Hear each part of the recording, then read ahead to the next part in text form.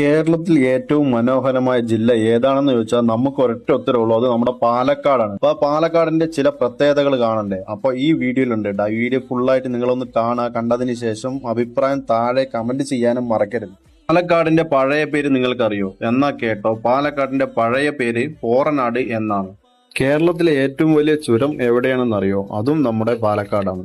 കേരളത്തിലെ ഏറ്റവും വലിയ റെയിൽവേ നഗരം ഏതാണെന്ന് അറിയാമോ? അതും നമ്മുടെ പാലക്കാടാണ്. പാവങ്ങളുടെ ഊട്ടി എന്നറിയപ്പെടുന്ന നെല്ലിയാമ്പതി ഉള്ളതും നമ്മുടെ പാലക്കാടാണ്. കേരളത്തിലെ ആദ്യത്തെ കാറ്റാടിപ്പാടം സ്ഥാപിച്ചതും നമ്മുടെ പാലക്കാടാണ്.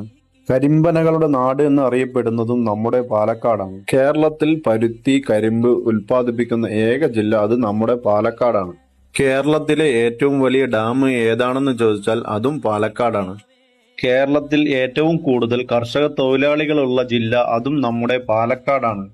ലോകത്തിലെ ഏറ്റവും വലിയ വെടിക്കെട്ട് നടക്കുന്ന സ്ഥലവും പാലക്കാടാണ്.